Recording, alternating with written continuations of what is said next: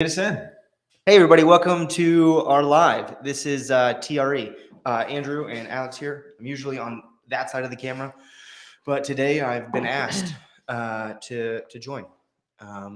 Matt's not here. Matt's off doing deals and whatever he wants to do. But today we've got a lot of comments and requests from you guys on different platforms about investing in your 20s and how that may seem unattainable. Especially now. And Why now? Well, I mean, I think with what people assume is that because the real estate market is going up, like prices are getting higher, while incomes maybe aren't matching that, right? And so it's getting harder to qualify for loans and things like that. But that's the thing with real estate, and the thing with TRE is we love to get creative, and so we have all the knowledge, all the different strategies that we can tell our audience, tell you guys about how it's more than possible to not only invest in your 20s but grow a whole portfolio in your 20s. And there are different strategies. So Alex, you're gonna walk through those today, and I'm gonna be right here with you. Sure. There's a big topic about house hacking, right? I want to cover a few things today, but we have to cover house hacking, so we are going to cover it. For the audience who maybe doesn't know what house hacking is, I'm sure we have a lot of people who research real estate in general, but for those who don't know what house hacking is, what would your definition be? House hacking is where you take advantage of your primary home that you live in and utilize it or a primary property, doesn't have to be a single family home, and utilize it to generate income, therefore hacking this house. Cool. Yeah, good definition. So let's talk about house hacking. What is house hacking? I just asked you that. Yep. House hacking is let's say you have a duplex. We're gonna do some art here. Yeah. Well, that's a good house. Split in half. You got a duplex. Let's say your mortgage on the duplex is, what's your mortgage? Per month? Yeah. It's gonna be $1,900. That taxes, insurance, yeah, everything principal, included. Yeah, interest, and PMI too. All right. When did you buy this duplex? 2019. All right. So Andrew bought this duplex in 2019. What'd you buy it for? 280. 280. He bought it for 280,000. Okay. What type of loan did you get? I got a FHA loan. FHA. Why FHA? Because it was I was interested in the 3.5% down, and it qualified. That house qualified for it, and so yeah, that's why I did FHA. 3.5% down. Yeah. What were the requirements? Can anybody get an FHA loan? What does that look like?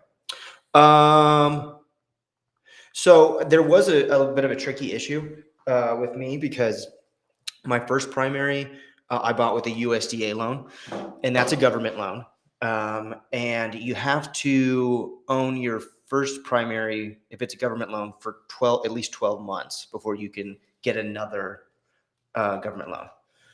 And I think you can't use a government loan for an investment.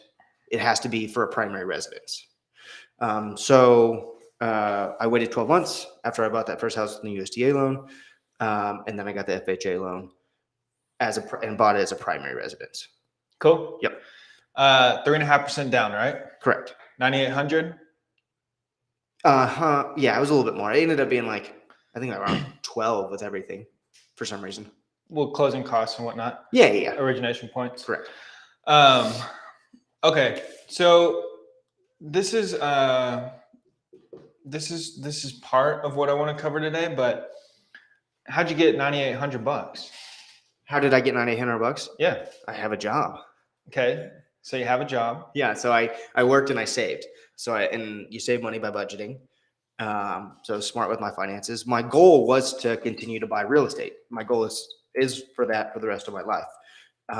So I don't want to, spend money on things that are temporary, I guess. Yeah. So if people are living paycheck to paycheck, how do they invest in their 20s and come up with $9,800? It's a good question. I don't know. What would your advice be? Well, I mean, it's a all individual thing, right? So it's hard to give a broad statement on that, right? Because everyone is in a different situation. I feel very fortunate that I was born in America, in a middle-class family, all the things, right? But for me, so I wanted to live below my means. And so instead of, before that, instead of renting an apartment while I was saving to buy my first house, instead of renting an apartment that I really liked, but it was like, I was going to live paycheck to paycheck. I found a place that was a little bit cheaper. So again, back to budgeting, right? So like finding ways to create wiggle room to save anything. Would you say that discipline equals freedom? Yeah, I would say that. So started with financial discipline, right? Yes. And I'm very grateful to my mom who raised me to be financially disciplined. Is that how you spell discipline? Uh-huh. All right, financial discipline. Uh-huh. Okay. So how long did it take you to save up $9,800? How much would you save? What was your budget? Well, my wife and I both saved up that $9,800 together, so that made it easy. Also, Twice as fast. Twice as fast. Yeah, we actually did have about the same income. Also, easier to qualify for a loan. But save up $900. I don't know, maybe a year. I don't know. Maybe yeah. Cool. So about $800 a month total saved. Sure. Got you there. Yeah. Because I think it's important to touch on this. I mean, you can invest in anything in your 20s, and investing is not that hard. I think what people struggle with most is not house hacking. Sure. They struggle with, well, I don't have $9,800 to invest. Right. Yeah. Or, maybe they don't know about house hacking or other things. Yeah. But first and foremost, it starts with this financial discipline. Absolutely. Yeah, for sure. So save your money. Save your money. Live below your means. Yep. Any other tips? Another vocabulary word I would use is sacrifice. So it kind of goes hand in hand with the discipline thing, but like, so sacrifice. So like instead of going out to eat, eating in, all these things that we've heard that we know are, good tips and tricks. But a lot of times, we think about short-term happiness instead of long-term happiness. And so I think another tip, have a long-term mindset, right? Think about what you really want long-term as opposed to what you want right now. So instead of like going out to Perry's Steakhouse tonight for dinner, I'm going to make some rice and chicken and broccoli sort of a thing. Okay. What are you shrugging about? I was thinking Perry's so overrated. You probably cook a better steak at home. Not a better pork chop though. Yeah, that's true. Yeah. Anyway, so long-term mindset and sacrifice. But yeah, I think that's Cool. about it. Okay, I think that's the biggest struggle people have is, it must be nice if you have $12,000 to invest. And so I think most importantly, it's helping people get from nothing to invest to some money to invest. Sure. What are some other ways you think people could get some more money to invest? They could ask friends, family, anybody for a personal loan. Bad idea? No, Okay. not necessarily. Cool. Start a side hustle. Yeah. Like what? Flipping Flipping couches. couches, Oh yeah, dude. dude. Hell yeah. Flipping couches. Yeah. Okay. For anybody who wants to know, I flip couches. I find them on Facebook Marketplace, below value, sell them for above value. Would you agree that it's possible for most people to make more money if they desire to start saving, to then invest? Most people, sure. Yeah. Yeah. So figure out ways to raise your income. Right. Yeah. Absolutely. Yeah. And also, like if you're not making enough money at your job, start looking for another job that's better. Or a second job. Yeah, absolutely. Sacrifice, right? Sacrifice. Yeah. And if you don't, but again, if you don't want to, then you're just not going to invest, sort of a thing. It's the whole long-term, short-term thing. Yeah. Go ahead. All right. So let's get back to house hacking. Yeah, absolutely. All right. So you've saved up some money. You've practiced financial discipline. Mhm. You've sacrificed probably to get to this point, and you have a little bit of money to invest. Mhm. All right, house hacking. So 2019, you found your duplex, Yep. Georgetown, Texas, Georgetown. Yep. 280,000 Yep. listed on the market. Listed on the market. What was it listed at? 280? I think it was listed at maybe like originally I think it was like 285 or 290, but it sat for like I want to say like 45 days for some reason. I have no idea why. So One vacant unit or both rented? it was owner occupied, which was Got it. perfect. Like Yeah. you know, perfect storm, right? Mm-hmm. Yeah, So you offered 280. correct. I think I offered to maybe it was listed at 285 and I offered 270. Risky. Well, it was sitting, and I was like, you know, whatever. I was not emotionally attached. Like if they said no, I'd be like, on to the next one. Yeah. So you offered 270, 275. Right, and then got it at 280. Got it, 280. Okay. And so at this point, were you already pre-approved for your FHA loan? I was already pre-approved. So what does that process look like? Because, first, saved up some money. Correct. Second, sounds like second process was you got approved for a loan. Correct. Yep.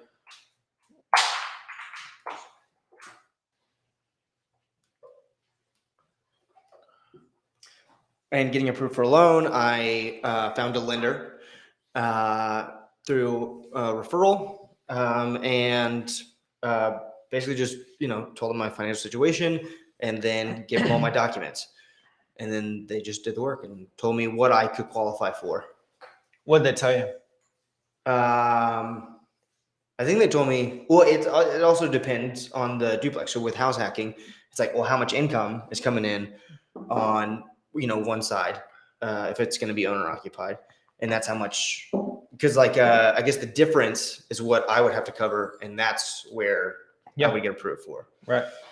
I can't remember what they told me. But it was at least 280. Correct. Oh yeah. Cool. And at the time, the side that was bringing in rent was $1,000 a month. Cool. All right. So financial discipline, you got approved for a loan. Yep. Then you started the hunt. Correct.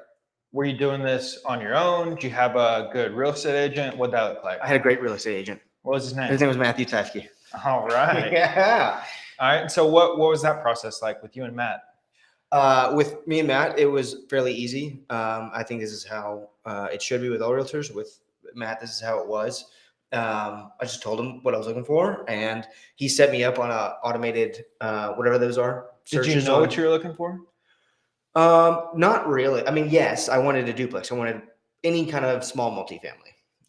And so with FHA, you can up to, I think, 4 units. Mm-hmm. So you can buy. You're just testing me right now. I'm just asking the right questions for our viewers. So you can buy a single family home. Yeah, Duplex, 1, 2, 3, 4. Triplex. Yep.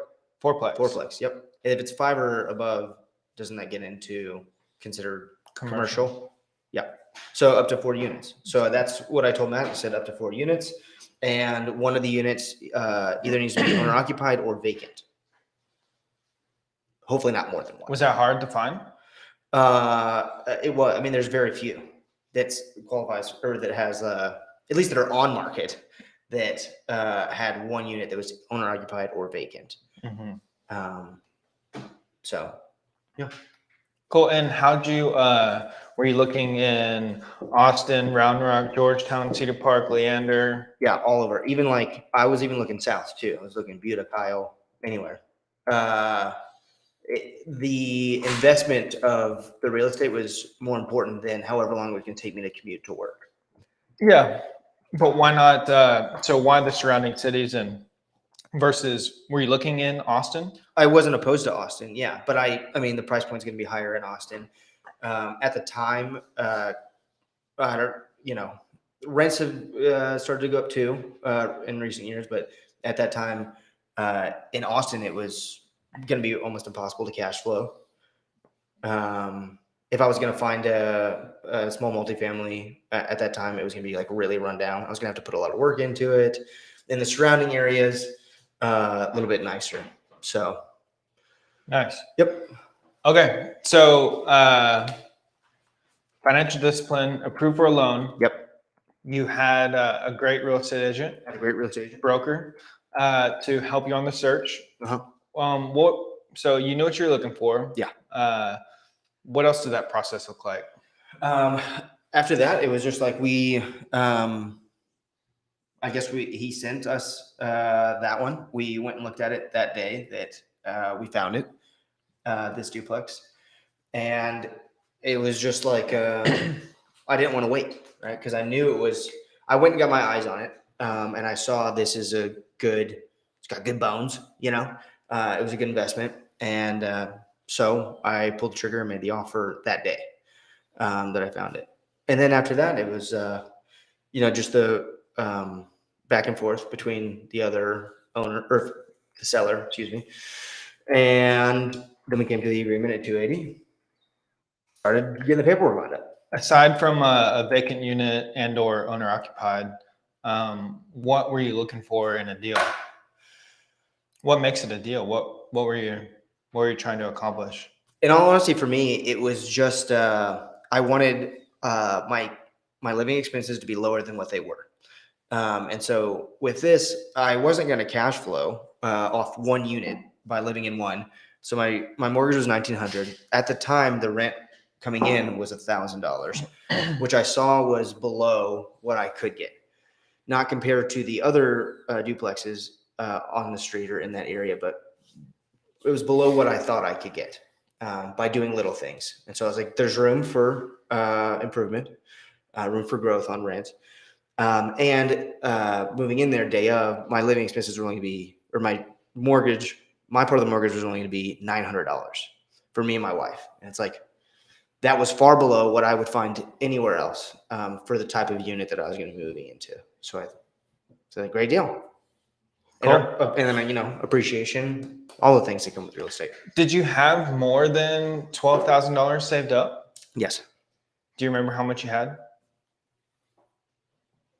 No. I want to say, I don't know, maybe like 15, 20? Yeah, probably 15. 15? Yeah. Okay. So had a little bit more than your down payment, closing costs saved up. Yep. And the lender requires that. So they need you to be able to, I think, pay for 2 months of your mortgage after all your closing costs, after you make And your reserves? Exactly. Yeah. So you have to have some little extra wiggle room so that they know you can pay your mortgage. Right. Okay. So did the property need work at all? No, there was no major issues. And so like the big ones are, I think, roof, foundation, plumbing. I'm sure you could look at electric and AC and all that stuff, but there was no major issues. We didn't like the paint color. That's not true. Well, there was like little things again that I saw that like curb appeal stuff, right? So I replaced, like when I moved in, I replaced the mailbox. I painted the shutters. I did little things to make the house look nicer. I fixed up landscaping, and those little things like make a big difference. Yeah. But no major issues. No major issues. Okay. So why, we'll dive into the numbers here in a minute. Okay.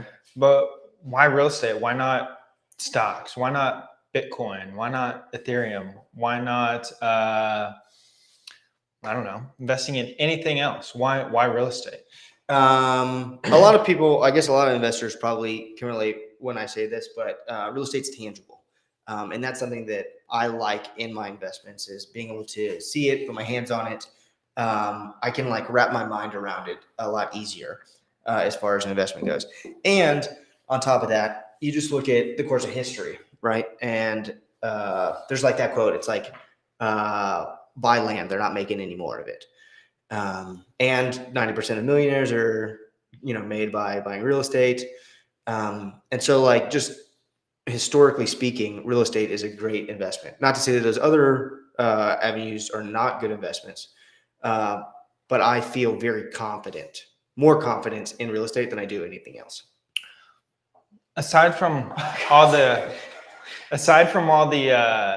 cliche quotes, what are, tangibly speaking, what are some things? For example, leverage. Leverage, yeah. You only had $15,000, right? Right. But you bought an asset that was worth 280,000. Right. Yeah. So, I mean, yeah, I didn't have 280,000, but, and I mean, I mentioned it earlier, appreciation, right? So I knew that I was confident the value was going to go up. Appreciation? Yeah. What's it worth now? Probably like 450 or 500. Ooh. Yeah. I'd say it's probably about 450. Yeah. 450. Okay, well, knock me down a peg, I guess. 450K. Yep. So how much is that? 170,000. Yeah. That you got in appreciation Right. based on a $9,800 down payment. Yeah. Pretty incredible. Yeah. So I mean, this didn't appreciate on this value. Sure. It appreciated on this value of 280. Right. Yeah. Yeah. Cool. So appreciation. What about depreciation? Yeah. That's a reason to invest. Well, I mean, it's just we're listing out all the things combined. Yeah, absolutely. Can you explain that a little bit? Can you explain it a little bit? Depreciation. So on your taxes, if you had a good CPA, Right. they probably depreciated the asset. Right. Yeah. And so you get taxed lower than what it would be worth because of the depreciation. So it's like you don't get taxed as much. Is that correct? It's an expense. Okay. The depreciation is an expense that you're writing off. Right. So it's offsetting income. Got it. So you don't get. So while that's just one of the tax benefits for real estate, but while the asset actually appreciates, Yeah. You're going to depreciate the asset and take a write-off. Right. So the IRS allows you to do that. Right. So like yearly taxes, you're not paying as much. Say that again. Are you like not paying as much on your yearly, like when yearly tax? Well, yeah, it's offsetting. So if you depreciate it, so it's offsetting your income. So therefore, yeah, you're getting taxed on a lesser total amount. Got it. Of taxable income because you depreciated your asset. Right. Pretty sweet. What else? Well, for me with house hacking, I mean, the big thing. You cash flowing? I am now that I moved out. Yeah. How much? So I was able to increase the rent. So on both sides to $1,450 each from $1,000 is what it was. And what did we say what's your mortgage payment now? I mean, still taxes, still $1,900. Really? Yeah. Property taxes increasing didn't raise your. I'm sure your property taxes doubled.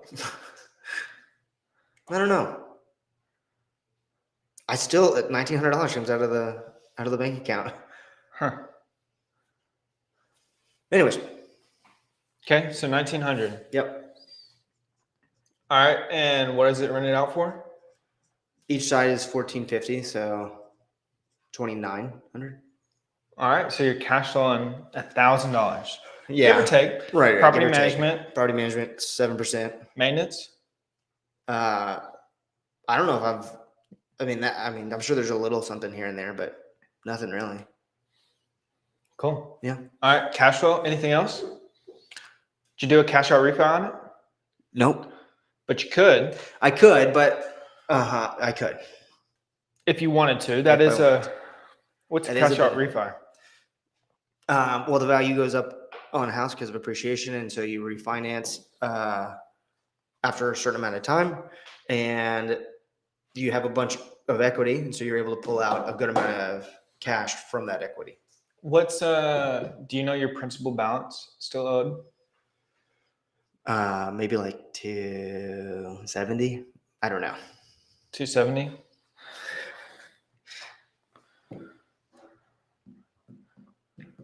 If everything worked out with your financials and whatnot, you could probably pull out about $67,000. Sure. Cash, tax free. It'd Right. be a loan, so it'd be a new loan. Right. It'd be a new loan. My mortgage would go up. Yep, mortgage would go up. All right, let's get back to house hacking. All right, so we know the benefits of real estate. This is why you did not invest in Bitcoin or Ethereum Correct. or any of the others. Yeah, correct. Stocks? You like stocks? Not really, honestly. Why not? I don't know. Again, it's just like I don't know. I had chosen not to educate myself on it. Yeah, I don't know. It's real estate. Again, it's like so tangible, something that I can see that I feel like I can maybe manipulate. I'm a little bit more in control. I know there's a ton of factors that are out of my control. Yeah.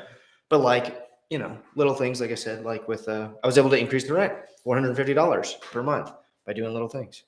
And I was confident. I'd like to keep talking to the camera about house hacking. If you could explain what house hacking is, I'm going to do an example of if you would have invested $12,000 in, let's say, Apple or Amazon. Let's do a comparison and see which one would have done better. Sounds good. To be continued. So with house hacking, like we said earlier, you can even do this on a single family home. So I know plenty of people that are like, well, college students, or it's easier when you're a single person, but even with like single family homes, you can rent out bedrooms. That's considered house hacking, and like, get $400, $500 per room. That's way better than someone would, get if they went to go buy or rent an apartment. And now that's helping on your mortgage. So you could house hack on a single family home. So that'd be good too. Do you remember when you bought it in 2019? October. A big benefit also with investing in real estate is you're providing a home, not only for yourself, but for other people. And so that's a big blessing that you can give to other people, is providing shelter. And so, yeah, that was earlier Alex was asking me about why I chose to invest in this duplex. And so I wanted to provide a home for my wife and I, and for somebody else too. And provide a good home for them that they would enjoy. So it seems like we have a question from an audience member, someone in Toledo, Ohio. 3-plex or 4-plex? What to look? They're looking for a 3-plex or a 4-plex in Toledo, Ohio. Good luck. Do we know anybody in Ohio? Oh, actually, Matt has a ton of family in Ohio. Yeah. Okay. Yeah. Well, reach out to us. We can connect you with somebody for sure. For those who didn't know, Matt was born in Ohio and then moved to Austin when he was just a wee little boy. Average price for a duplex or a triplex in Austin or in Toledo, Ohio? Do you know the average price for? Yeah. We can look it up though. That is for dang sure. Okay. Oh my goodness. Okay. So Toledo, Ohio, duplex, average price. Okay.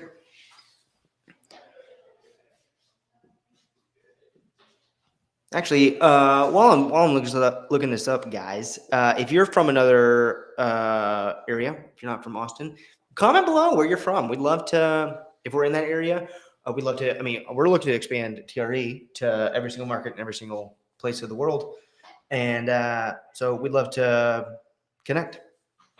So comment. We'd love to hear from you. We'll give you a shout out. Okay. Don't want to go to Zillow. All right. Let's see. Dang. Homes. Okay. September 8367.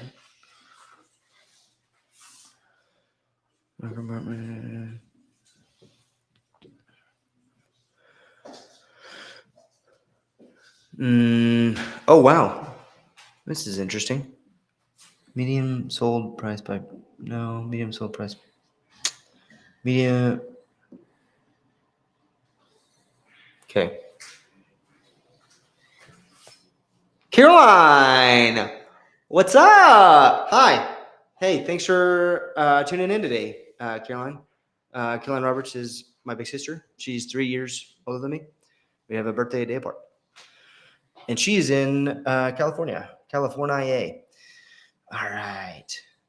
Yeah, I'm only finding single family stuff. You know how I can. I would just go back to talking about house hacking. Okay. Thanks. So, do we have any? So, what is? Did you explain it? What is house hacking? Yeah, it's where you live in a home. It could be single family, duplex, triplex, fourplex, anything 4 units or under, and then you have income coming in on that property. Like I said, you can do it on a single family home. You can do it on duplex, triplex, fourplex. Obviously, it's all different, right? So, like your cash flow, you have the potential for a lot more cash flow on a fourplex just because there's more income, there's more units. But you can cash flow on anything.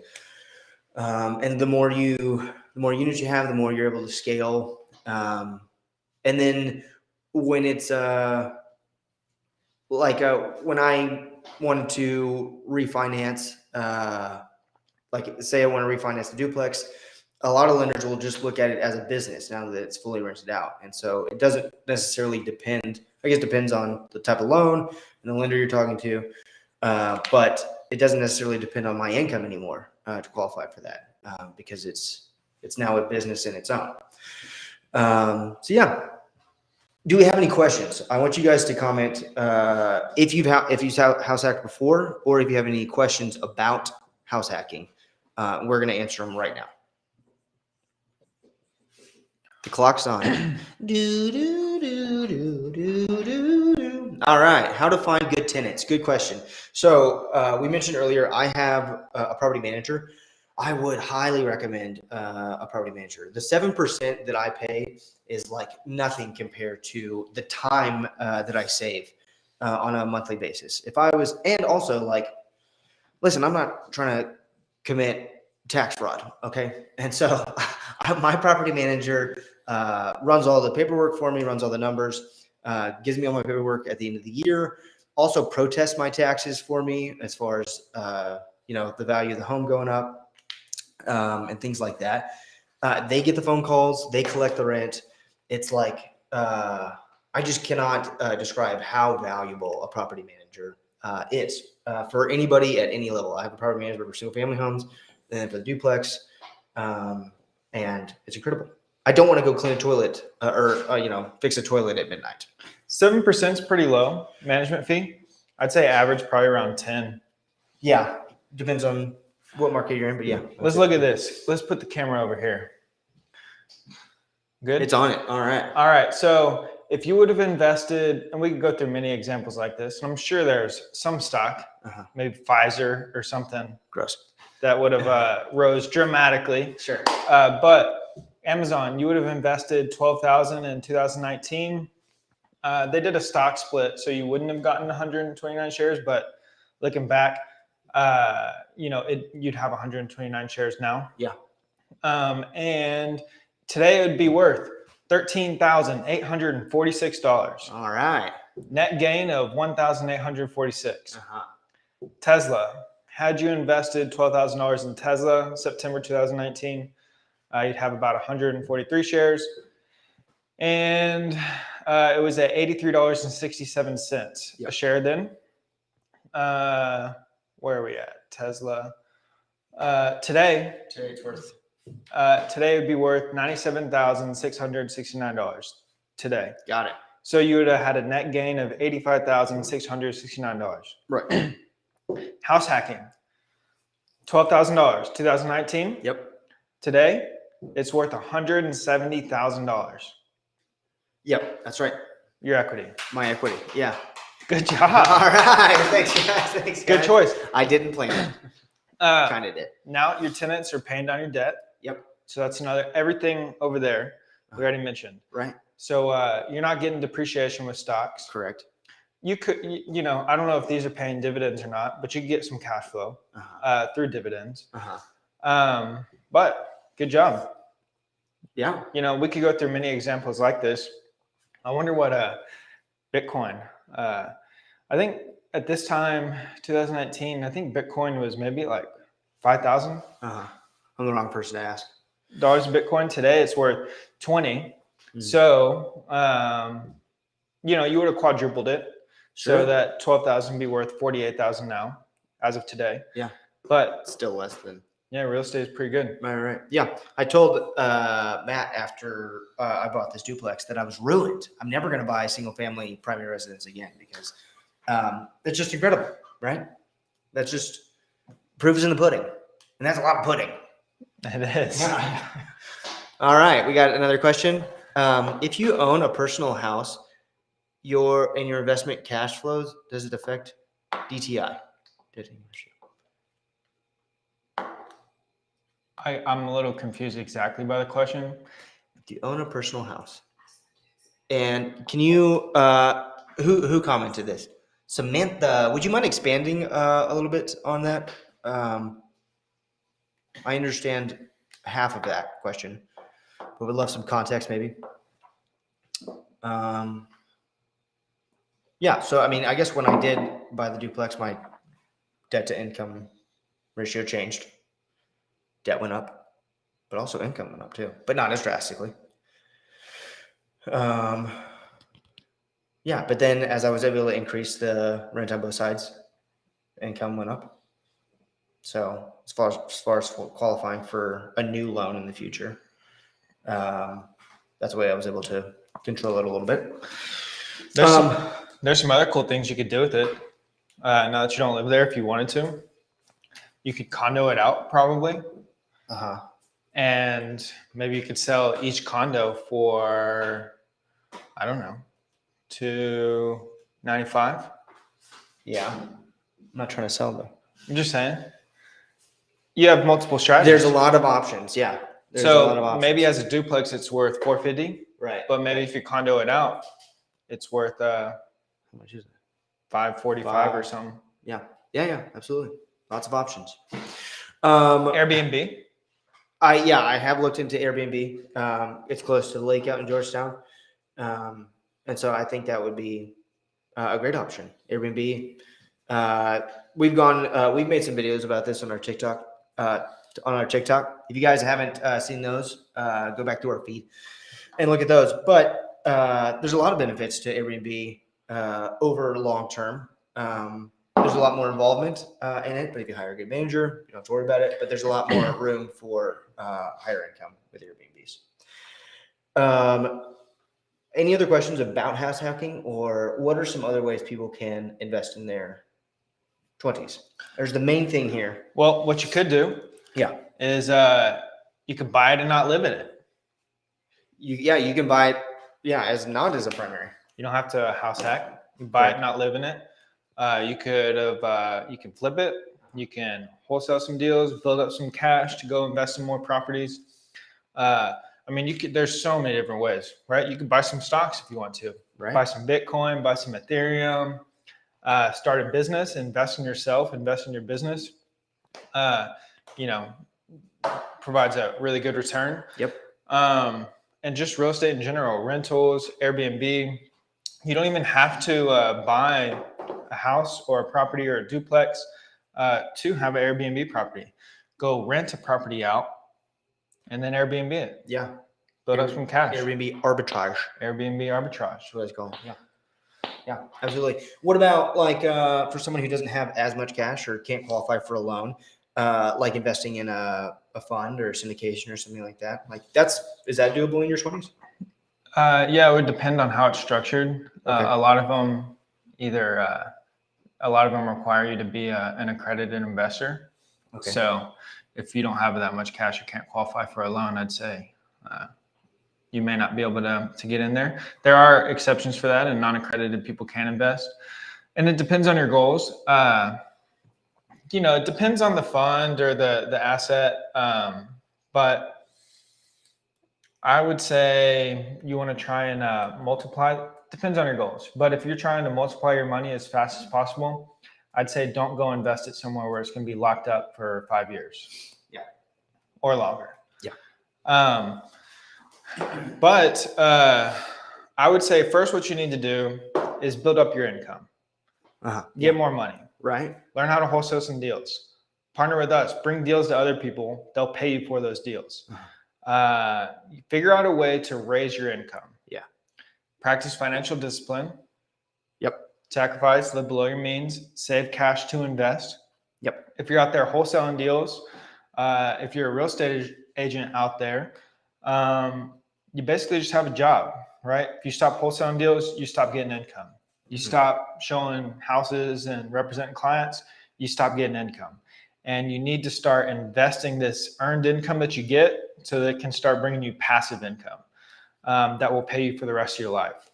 Yeah. And you can utilize for benefits such as leverage, appreciation, depreciation, cash flow, and free income in the way of a cash out refi. Yep. Yeah, exactly. But I would say you need to build up your income. If you're making $15 an hour, go learn how to make $25 an hour. And, maybe people are viewing this and saying, well, how do I do that? Or it must be easier or yeah, whatever. I wish I could do that. You just have to figure it out. Don't listen to that little voice in your head that says it's not possible for me. Right. I can't do it. Must be nice for Andrew because he had $15,000 to invest. Go figure it out. Stop making excuses. You got to figure out a way to raise your income, save up some cash so that you can go out there and invest. There's thousands of ways to do it. Learn how to make some candles. Do some Airbnb arbitrage. Learn how to wholesale some deals. Go drop ship some stuff on Shopify. Go do anything. But you need to raise your income. You need to save some cash to invest and then find a good way to invest that cash. Yep. Yeah, absolutely. Flip some couches. Yeah, flip some couches. Honestly, go through Facebook Marketplace or Craigslist, find things for free, get them, and then sell them. Go to garage sales. Oh, man, yeah. Flip stuff that you find in garage sales. Yeah. You have to get creative. And if you are in a spot right now where you don't have the $12,000 that Andrew had, right? And you'd like to get there, you need to figure out a way to get there. And there's thousands of ways to do that. Just go to YouTube right now and type in how to make money online or how to make money from garage selling, how to make money flipping couches. Right. How can I make money today? Learn how to find some deals. We'll pay you for deals. Wholesalers are paid for deals. Investors will pay you for deals. Yep. You don't have to have cash to invest. You don't have to have good credit. You don't have to be able to get a loan. Just go figure out how to add value for somebody else and figure out how to get paid for adding that value. Yeah, absolutely. Yeah. We got a few minutes left, guys. Drop some questions while we're wrapping up. We want to answer your questions and hit like. But yeah, questions real quick. But yeah, I think it's also to have the right mindset. I mean, you've talked about mindset in these last few minutes, but you're saying add value. So I think a huge thing is to that's what you get paid for. You're not going to get paid for not adding value. Right. Yeah, absolutely. But I think even internally, it's I think it's easier if you have that selfless mindset of a giver or a provider or server's mentality of providing value for somebody else, because it's gonna, that's my take on life. If you're sitting at home right now and you make $15 an hour and you're struggling, you're living paycheck to paycheck, you better get selfish quick and you better figure out a way to go out there and make some more money. I'm serious. I know. We're talking about two different things in that aspect. Yeah, you can selfishly be selfless. Yeah. Okay. But yeah, add value for other people. Absolutely. Just figure out a way to go make more money. And there's so many ways to do it. But you need to learn new things. You need to try new things. You need to work hard and save up more cash so that you can invest. And it is for everybody. The opportunity is out there. Nobody is holding you back from doing it. Everything's right in front of you. You just got to go out there and take it. Absolutely. Yeah. Okay, guys. Well, we're gonna go ahead and wrap it up here. Thank you guys so much for tuning in this week. Hey, if you guys want to see me back on again, just go ahead and comment below. This was great. This is a lot of fun. But yeah, comment. And we are going to do these lives once a week on Thursdays. Today we did at 10:30. Sometimes we do it at noon, but we're always going to keep you posted, going to keep you updated. So let us know if you like these. Comment and share with your friends. We would really appreciate it. Until next time.